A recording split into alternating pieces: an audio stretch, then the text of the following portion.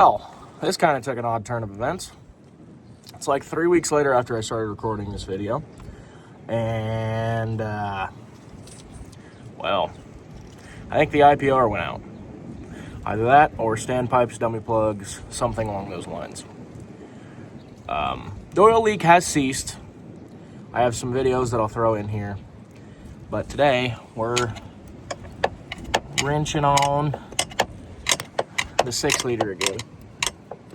That isn't even actually ratcheting. Okay.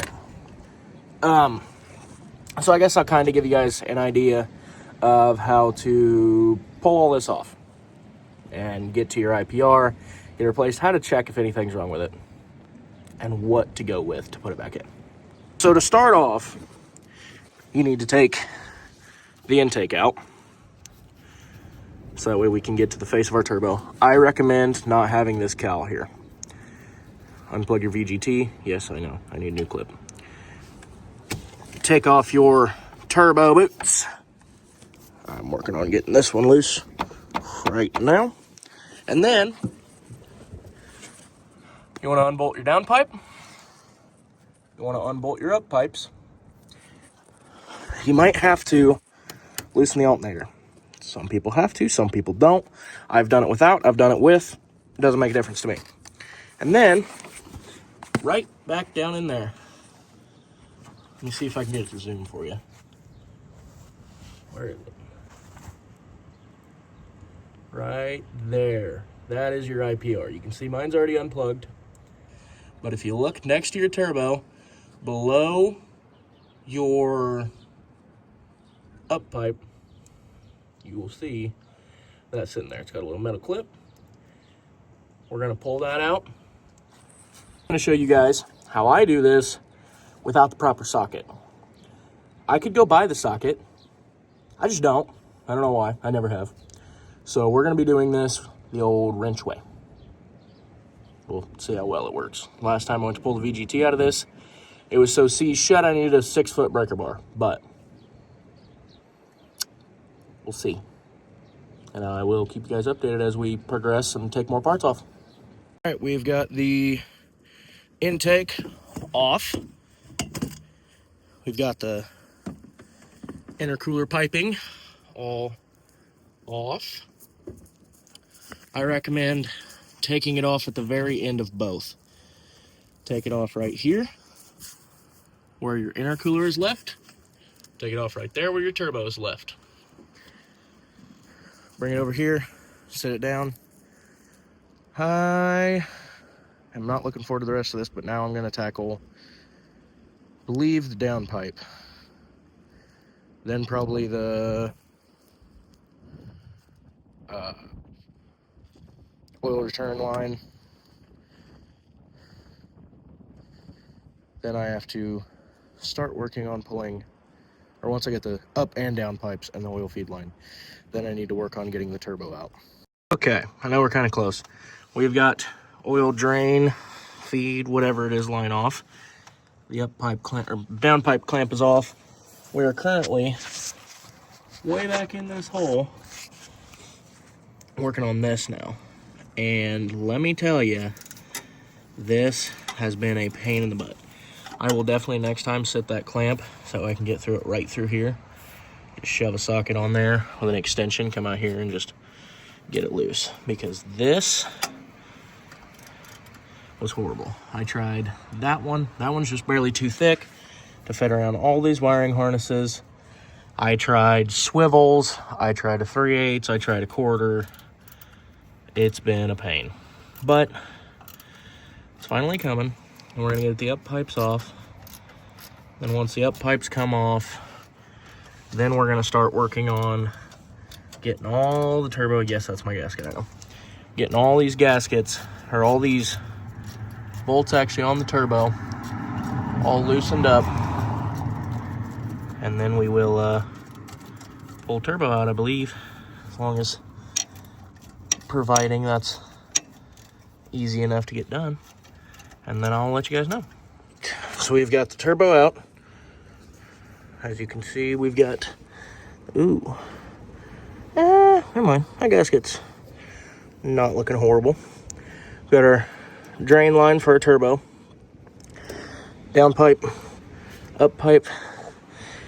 Just a forewarning, this sucks to get this off of. As you can tell, I've kind of bent it out of shape. But this is your IPR. Right down in here. That is your IPR. And what you're gonna do, see, I did this a little bit different. So I got an 1 3/8 wrench, cut it off way short. Okay, you bring it back up in here. You kind of angle it every time you go to use it. Max that side out, and then what you want to do is you want to come at it at an angle, just like that. Now, if this was done properly by the last person who did this, this should not be stupid tight. This should be very, very close to hand loose, actually. I think the recommended is 24 foot-pounds, but it is not supposed to be dummy tight. But I'm gonna back this out, and then I will let you guys know what I find out. That is our failure right there. See that screen's all messed up? I can guarantee you if I pull this off, part of that screen is down in here. We've got gunk all over this. Yeah, you can kind of see it. This screen is separated. There's too much debris. So that is what your IPR failure is going to look like. Now, sometimes you won't see any of this. Sometimes this screen will look fine. Sometimes the screen is gone. And sometimes it'll look completely fine, but it's in here. Or it could be your connector. Check your connectors. Before you ever do all of this work, pull that little connector off. Make sure there's no oil coming out of here. If there's oil coming out of here, might as well pull it. If there's not, that'll save you some time if it's not all this.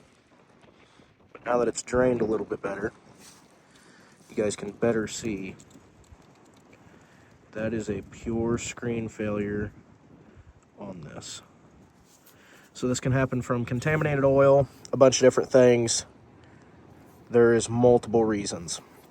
Improper installation. That was the reason my last one went out. I had a professional shop do this truck. This O-ring, okay, there's a little, not necessarily O-ring, I guess it's kind of really hard now, it might be an O-ring. But down here, okay, that was non-existent. This one, non-existent. Screen was pushed through, and this thing was so tight, we had to use a 6-foot cheater pipe just to get it off. That is way too tight. For this to have only been installed, this is the one I personally installed. Which I get it, I've used a junk part. That makes sense why this went out. Fine, this was junk. But the thing is, I hadn't drove this truck 1,000 miles yet. Whenever the shop had put that in, and it was worse than this. I mean, way worse than this. Okay, we are back finally. We've got our new IPR to put in there. And then while I was gone, decided I'd grab me one of these. This is a valve socket made for those. So we're going to be using that. I had tried to make one before, it's down in there, but it never worked. So let's get this bad boy in, and I'll try and show you guys progression. Okay, so IPR's in. Turbo is sitting on its pedestal. I've got to try and fish my fingers back there and get everything completely lined up on the turbo, tighten it down, and then we are going to get everything done. Get the turbo fully done, fully seated, get the up pipe, down pipe on, get the oil feed line on. Then I just got to throw boot or intercooler piping, intake piping, then we'll be good. But I will show you guys kind of how this looks right now. Okay, turbo is now in. It's doing pretty good with wanting to mate up to the downpipe, but the downpipe's, I mean, it's a loose downpipe. And then we've got our up pipe right here, which you can kind of see. Hold on. Right there. Let me get you some light. I don't know if my headlamp's working. Anyways, there's the up pipe. Let me kind of push you back in here. It's lit. I know it's low light, but they made it up pretty well. Down in the valley here, we're made it up to our return drop down back in there good. So it is just time to get all this buttoned up. Okay, I know it's kind of dirty out here, but everything is back in. IPR, turbo, all the piping, intake, that's all back in. Everything is put back together. So now the only thing that is left is to start it. Time for the start.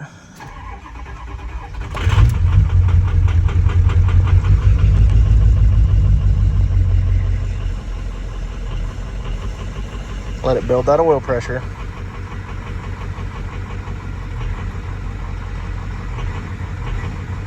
It'll take a minute, but it'll build your oil pressure. As you can see, the gauge is climbing.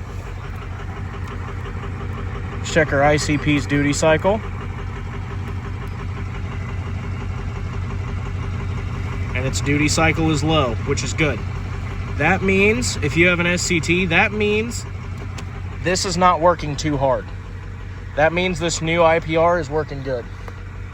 Okay, thank you guys for watching. I know it wasn't the best video, but if anybody has any questions about any of it, if you need assistance, I drop them in the comments. I can help you guys as much as possible.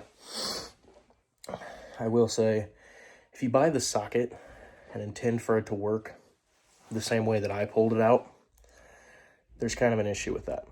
So whenever you go to pull it out or put it back in, unless you're using long extensions that will go behind the back of your fickum, it's not going to work right.